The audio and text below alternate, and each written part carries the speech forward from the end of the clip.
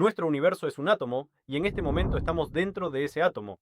Si todo es tan bueno, si todo es tan real, ¿existe alguna crítica científica a este enfoque? Analizando una serie de factores diferentes, he identificado aproximadamente 5 puntos que vale la pena discutir aquí. Lógicamente, comencemos con el primer punto, que en mi opinión es lo correcto. Entonces, la primera posición que vamos a discutir aquí es la discrepancia en la forma y el tamaño. Bueno, ¿cómo surge en general la idea de que el átomo es un universo? Lógicamente, se podría suponer que si el átomo es un universo, entonces el átomo y el universo deberían de alguna manera correlacionarse en cuanto a tamaño. Aquí podríamos decir que no podemos medir esto correctamente. Podemos decir que si estamos dentro de este sistema, entonces no podemos hacerlo. Obtener o estudiar algo. Podemos decir que en realidad el átomo es una especie de gran sustancia en la que nos encontramos. Y lo que medimos dentro de este sistema en realidad no es el átomo, sino algunas partes constituyentes que no tienen ninguna relación con este sistema. Aquí existen muchas interpretaciones filosóficas diferentes de este enfoque, hay muchas perspectivas distintas sobre el problema, pero probablemente lo más correcto aquí sería realmente comparar los parámetros dimensionales. Está claro que debe haber escalabilidad. Está claro que si hablamos de un átomo enorme en el que nos encontramos, eso ya es otra historia completamente distinta, pero sin embargo, si al menos observamos las proporciones de lo que tenemos, veremos a qué corresponden. Tenemos un tamaño medible del universo que conocemos, y también tenemos un tamaño medible del átomo que también conocemos. Todas las conversaciones sobre que es imposible medir un átomo, que el átomo no tiene un tamaño concreto, no son del todo correctas. Incluso si consideramos al átomo como una partícula cuántica, que en muchos casos es así, el átomo tiene una cierta región característica de probabilidad donde existe. Y este tamaño de la región podemos localizarlo, es decir, en términos generales, medirlo y comparar ese tamaño con el tamaño del universo que conocemos. Cuando hagamos esto, descubriremos que en realidad el tamaño del universo no corresponde en absoluto al tamaño del átomo. Y podemos decir que estos segmentos que medimos, por ejemplo, el radio del átomo y el radio aproximado del universo desde el centro del universo, no está claro dónde se encuentra, pero debería al menos ser proporcional. Sin embargo, cuando lo medimos, resulta que no hay ninguna proporcionalidad en absoluto.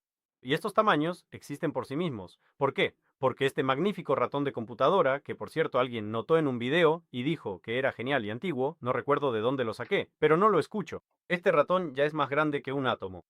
¿Y de qué universo dentro de un átomo se puede hablar entonces? Está claro que este es un enfoque demasiado superficial, pero un poco más arriba expuse estos puntos y dije que, incluso si hablamos de la comparabilidad de tamaños, aquí no la hay. Se supone que el universo se expande sin cesar. Recuerdan esta historia. Hay muchos puntos controvertidos, pero, sin embargo, basándonos en las mediciones que se realizan, al menos según los datos del corrimiento al rojo, el universo realmente se está expandiendo. ¿Se expande el átomo? Bueno, en condiciones normales, cuando el átomo existe tal como existe, no podemos decir que ese átomo se expanda. Por lo tanto, no se puede comparar la expansión del átomo con la expansión del universo. Sí, se puede calentar un átomo, y entonces las partículas dentro del átomo, las subatómicas, aumentarán su energía. En ese caso, la nube electrónica puede empezar a aumentar de tamaño. Pueden ocurrir muchos procesos interesantes, pero, en esencia, nunca veremos que el tamaño del átomo aumente hasta alcanzar el tamaño del universo, ni con ese ritmo ni con esa dinámica. Así que este es el primer punto, el primer factor dimensional del que hemos hablado, que no corresponde a lo que ocurre en la realidad. Por eso, esta afirmación no corresponde en absoluto a la idea de que el átomo es el universo y que el universo es un átomo.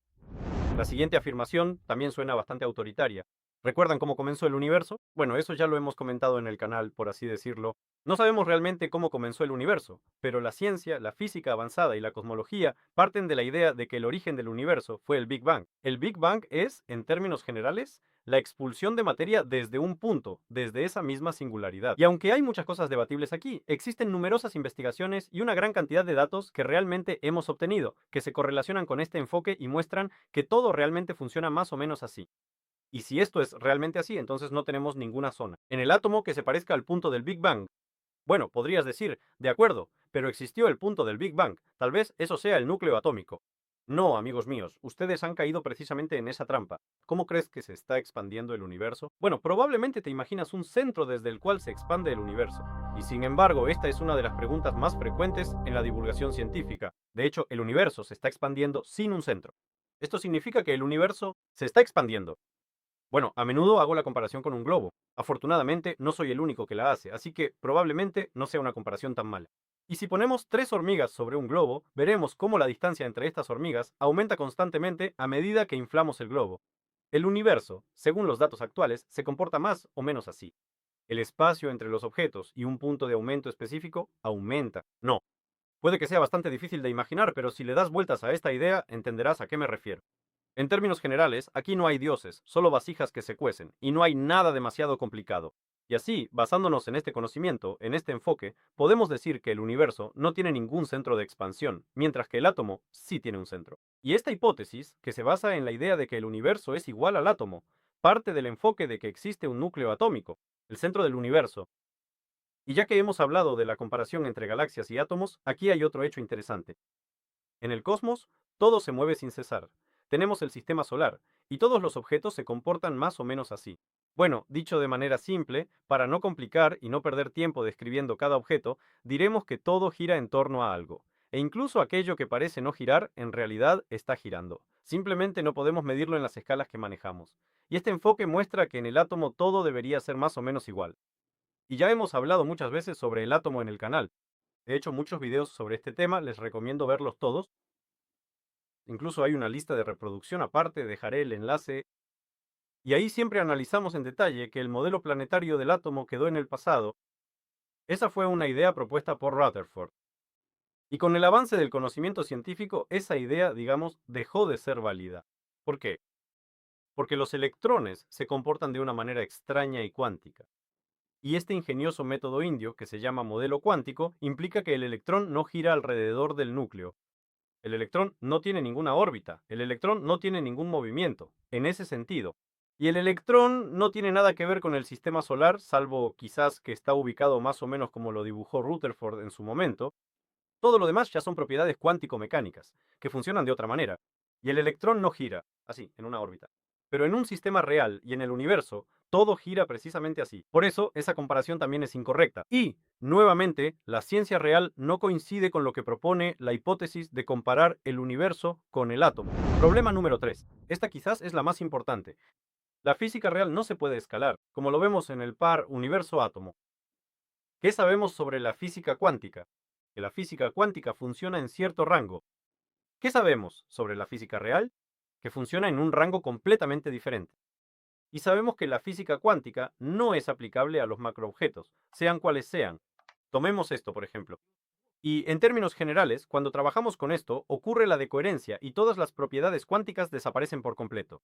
Aquí se podría decir que todo eso son ilusiones, que todo funciona de otra manera, que en realidad las propiedades cuánticas también existen en los macroobjetos. Pero ahora estamos hablando dentro del enfoque clásico, y el enfoque clásico establece que el mundo destruye los sistemas cuánticos. Es decir, en principio, si partimos de esta premisa, debería resultar que en el mundo macroscópico existiría la mecánica cuántica. Después de todo, estamos comparando las propiedades de un objeto cuántico y su comportamiento con el de los objetos reales, cómo se comportan. Sin embargo, no tenemos motivos para creer que los macroobjetos tengan alguna relación con los mundos cuánticos. No digo que necesariamente sea así, pero de nuevo, partimos de las premisas que tenemos. Es más, aquí se revela quizás uno de los problemas más serios y complejos de la física que existen actualmente. Si todo fuera tal como lo supone la idea de que el infierno es el universo al revés, partiríamos de que no necesitamos una teoría del todo. De nuevo, ya hemos hablado de que, sin una teoría del todo, la física parece, francamente, no del todo correcta, porque tenemos una teoría para el mundo pequeño, otra para el mundo grande, y luego o necesitamos gravitones o algo más. En esencia, nuestro universo a gran escala se describe mediante la teoría de la relatividad. En resumen, es continua, supone que el sistema se comporta así. Y la teoría a escala de partículas subatómicas y atómicas se describe mediante la teoría cuántica. Y luego empiezan a aparecer diferentes artefactos interesantes, distintas infinitudes, surgen unicornios de todo tipo y suceden muchas cosas curiosas. Y hasta ahora no se ha logrado reconciliar estas dos teorías. Entonces, incluso partiendo de esta circunstancia, no podemos decir que un átomo es un universo, porque entonces dentro de ese átomo funcionaría la mecánica cuántica directamente sobre lo fundamental. Y esos mismos objetos que tengo esparcidos, simplemente ahora tomemos este cargador, ya hemos tomado los discos duros, todo, este objeto existiría ahora según los principios del mundo cuántico. Y eso significa que no podría localizarlo, así de simple. O no podría localizarlo sin observarlo. Y todos los procesos que existen en la mecánica cuántica no permitirían que este objeto existiera en una forma tan simple. Bueno, como mínimo, si simplificamos mucho la comprensión de todo esto, significa que todo esto tendría contornos difusos. Y esto estamos tomando lo más básico, lo que implica la incertidumbre de Heisenberg, pero esa es una historia completamente diferente. Partiendo de los postulados de la relatividad y del mundo cuántico, estas dos teorías lamentablemente aún no han logrado reconciliarse. Y eso significa que el universo en el átomo se comporta de una manera completamente diferente a como lo observamos nosotros. Sin embargo, la física cuántica nuevamente nos da algo desagradable, una cierta dosis de incomodidad.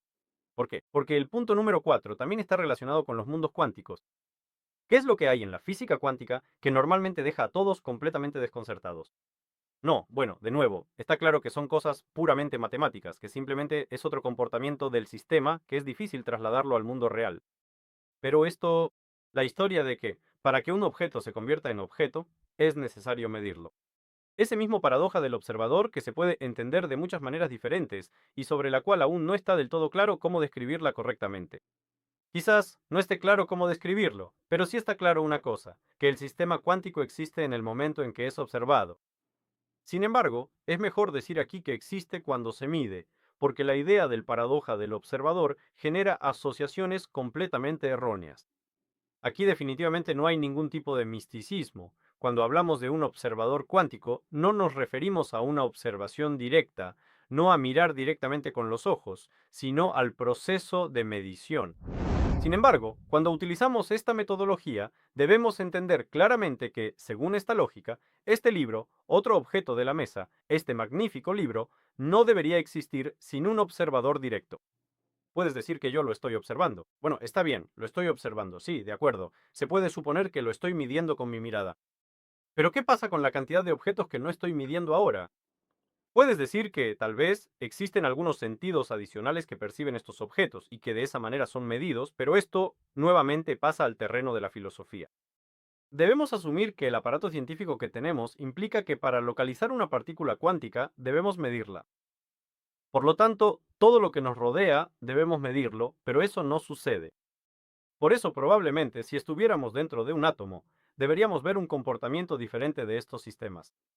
En la práctica, vemos que todo no funciona así, por lo que la posición número 4 también pone esta teoría en cierto callejón sin salida. Esta comprensión se puede ampliar aún más. Si el universo es un átomo, entonces hay algún observador externo. Para que el universo mismo sea un átomo, dejemos de lado el hecho de que estamos dentro de un átomo, porque entonces todo debería funcionar de alguna manera como en el mundo de las partículas subatómicas. Bueno, está bien, imaginemos que así es como ha sucedido. Pero si el universo es un átomo, entonces alguien desde fuera debe medirlo para obtener precisamente ese resultado del que estamos hablando. No podemos imaginar a ese observador desde fuera. ¿Por qué? Porque para que exista un afuera es necesario que exista físicamente. ¿Y qué hay alrededor del universo, según los conocimientos de la cosmología? La ciencia aún no sabe cómo responder a esta pregunta, pero en la mayoría de los casos, en la teoría, precisamente la teoría y no la hipótesis, sostiene que alrededor no hay nada. No podemos imaginárnoslo, nos resulta difícil concebirlo, pero esa es la idea. Y entonces, ¿quién o qué medirá nuestro átomo, que es nuestro universo? Problema número 5. Este es el problema de la no falsabilidad de la teoría. Y ya hablamos un poco antes de Karl Popper, dijimos que lo interesante de estas teorías es que no se pueden ni refutar ni confirmar. Sin embargo, él mismo formuló en su momento un principio, la autenticidad de una teoría científica. Y allí expresó que, para que una teoría sea realmente auténtica, debe ser posible refutarla mediante un experimento. Pero esto se puede interpretar de otra manera, diciendo que para que una teoría sea correcta debe ser confirmada por un experimento. Sin embargo, la imposibilidad de refutarla es tan importante como la posibilidad de confirmarla. Y en gran medida, Popper basaba sus razonamientos en esto. Por cierto, una vez hablé de esto en mi canal de Telegram, allí hubo una discusión al respecto. Una nota sobre este tema, el enlace al Telegram estará por supuesto en la descripción. Y así analizamos en detalle el enfoque de Popper, que se basaba en la imposibilidad de refutación. Según esta lógica, si no se puede idear un experimento que refute esta teoría, entonces la teoría no es válida, no es científica. Por ejemplo, ¿cómo refutar una vez más que este ratón brilla, pero mirarla ahora así y decir que está apagada? Simplemente porque este pequeño LED no está encendido. Si no está encendido, probablemente no brilla. Así que, en pocas palabras, lo hemos refutado. En teoría, en el caso del universo y el átomo, también deberíamos tener alguna manera de salirnos de los límites de esta teoría, observarla, idear un experimento que la refute y refutarla. O intentar refutarla y decir que sí, la hipótesis se ha convertido en teoría, pero que esta teoría en realidad es incorrecta o que esta teoría es correcta. Pero en este caso no podemos hacerlo, porque idear al menos algún experimento que refute la idea de que el universo es un átomo y que el átomo es el universo simplemente es técnicamente imposible. Si tienen ideas al respecto, tal vez por algún milagro se les haya ocurrido algo, escriban en los comentarios cómo llevarían a cabo un experimento que refutara que el átomo es el universo. Les diré un secreto, les haré un pequeño spoiler. Lo más probable es que no lo logren, porque tampoco podrán basarse en fundamentos científicos reales. Y también quiero decir un par de palabras sobre la semejanza. Existe un concepto llamado semejanza. Muy a menudo, la ciencia, muy a menudo, las investigaciones se basan en que algo se parece a otra cosa, y eso significa que, probablemente, así es. Pero si solo nos guiáramos por esto, si solo nos basáramos en que algo se parece a otra cosa, no habríamos hecho ningún descubrimiento científico. Por ejemplo, hay muchísima información sobre que en Marte encontraron algún objeto que se parece a una silla, o que en la Luna encontraron algo que se parece a otra cosa. O en Marte encontraron un objeto que se parece a una cara. ¿Quién hizo esa cara parecida a la humana? ¿Por qué es así? Pero en realidad aquí funciona una historia completamente diferente. Existe. Existe una propiedad que hace que la mente busque formas familiares. Creo que ya lo mencioné en uno de los videos y dije que esto se llama pareidolia, y expliqué cómo funciona. La idea es que cuando nuestro lejano antepasado caminaba por la jungla e intentaba de alguna manera preservar su vida, era muy importante para él ver al tigre antes de que el tigre lo viera a él. Cuando la persona miraba superficialmente, por ejemplo, unos matorrales donde podía estar sentado un tigre, de inmediato se activaba este algoritmo y captaba aquellos objetos que visualmente se parecían a un tigre. En realidad, puede que no hubiera ningún tigre, pero para la persona era mucho más importante ver a un tigre que no estaba allí y huir de ese lugar, que no ver a un tigre que sí estaba y no escapar, por extraño que parezca. Sin embargo, este enfoque se consolidó durante mucho tiempo en la conciencia humana. Así está hecho, que siempre busca algo similar. Nosotros intentamos comparar, no sé, el hocico de un perro con la cara de una persona, o decir que este gato se parece muchísimo a un ser humano. O recordar, por ejemplo, a ese bulldog que se parece a una persona o a alguien más. Bueno, si navegas por internet seguramente ves muchas de esas imágenes, muchas de esas fotos. Y esto también se traslada al ámbito de la divulgación científica. Muy a menudo decimos que existen objetos que se parecen a algo antropogénico, pero casi siempre esto está relacionado precisamente con esa propiedad que alguna vez estuvo destinada a proteger a nuestro antepasado lejano. Hoy en día esto funciona de manera un poco diferente, pero esos algoritmos siguen estando en lo profundo de nosotros, están fijados en nuestra conciencia, y por eso, cuando vemos algo que se parece a otra cosa, automáticamente intentamos distinguir algo allí. Esta idea ha ido mucho más allá de que la persona intente ver un tigre o ver a algún mamut que está escondido y quiere aplastarlo. Pero el propio enfoque permanece constante. Todavía nos guiamos por la idea, la semejanza de una cosa con otra. A veces esto funciona, a veces muestra que el sistema realmente está funcionando. Así es. Y sería extraño decir que el sistema planetario no se parece en absoluto a un átomo. Sí, se parece un poco, pero no significa que el átomo tenga un sistema planetario. En la ciencia hay muchos casos así y hemos discutido muchos de ellos en el canal, ya nos hemos encontrado con situaciones similares. Esto sucede constantemente. Sin embargo, eso está lejos de significar que un objeto sea otro. Sin embargo, los partidarios de la teoría de que el átomo es un universo parten precisamente de que todo esto, al parecer, se parece entre sí. Pero que algo se parezca no significa que sea así. En realidad, la idea de que algo está oculto dentro de otra cosa, de que algo es un universo, en cierto modo puede considerarse científica. Otra cosa es que, en relación con el átomo, esto funciona de manera un poco diferente, y el universo en el átomo es realmente más ciencia ficción. Pero existe, por ejemplo, la teoría de Everett. Esto es completamente un trabajo científico bien pensado. Se puede criticar, decir que es incorrecto y afirmar que el propio enfoque de los multiversos no funciona en la práctica. Pero este enfoque tiene algunas raíces científicas. Sí, en esencia es un universo paralelo. Sí, en cierto modo de nuevo parece misticismo, pero al menos ahí hay alguna base. Existe una base de cálculos, existe una base teórica. Existe la idea del Ismolin, donde dentro de cada agujero negro existe un universo. De hecho, fue a partir de esto, por cierto, que todo comenzó. Esta gran epopeya sobre el universo dentro de un agujero negro. Por cierto, también discutimos este tema en el canal, dejaré el enlace al video en la descripción, les recomiendo mucho verlo. Esto no es menos interesante que la idea de un universo dentro de un átomo, y es fascinante por sí misma. Esta idea también tiene ciertos fundamentos científicos. Como recordarán, todo parte del hecho de que existía una singularidad. La singularidad está presente tanto aquí como allá, y no se puede descartar que esta singularidad funcione de la misma manera. De nuevo, allí tenemos un cierto punto matemático desde el cual partimos. Y por supuesto, la legendaria teoría de cuerdas, que permite la existencia de una enorme cantidad de dimensiones, sistemas internos y ocultos, algunos sistemas que existen dentro de otros sistemas, dimensiones que se superponen internamente en la runa que no pueden ser identificadas ni funcionar de manera independiente. Todo esto, en esencia, también está más o menos calculado científicamente en la teoría de cuerdas.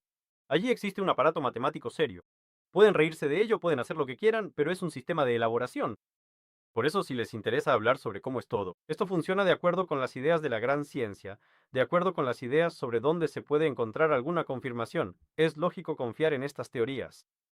Al mismo tiempo, el deseo de ver orden en la infinitud de una escala cósmica es una idea muy viva y buena. Realmente existe y está en desarrollo. Por ejemplo, observemos los fractales. Mandelbrot. Una vez se me ocurrió el concepto de fractales, o como se suele decir, desarrollé esta idea de que un objeto puede copiar a otro en varios niveles, y la idea funciona en principio. Pero esto es, de nuevo, una teoría científica, y hoy en día sería muy extraño decir que los fractales no funcionan. También surgieron las ideas de la renormalización de Wilson, que le valieron el premio Nobel en 1982. Y también aparecieron las ideas de la invariancia de escala, pero cada una de estas ideas en realidad funciona de una manera un poco diferente. En esencia, todos los ejemplos mencionados son realmente ciencia real sobre cómo el universo se copia a sí mismo en diferentes niveles, cómo se manifiesta esto, cómo funciona, y todo esto ha sido calculado, analizado y demostrado. Pero cuando nos referimos al término átomo igual a universo, no podemos hablar de tales hechos en absoluto. Solo podemos hablar de que teóricamente, y en cierta medida prácticamente, parece que hay alguna similitud. El universo parece ser de alguna manera parecido a un átomo. En su momento existió el modelo planetario de Rutherford. Parece que el átomo se asemeja a una galaxia, y todo esto está mezclado.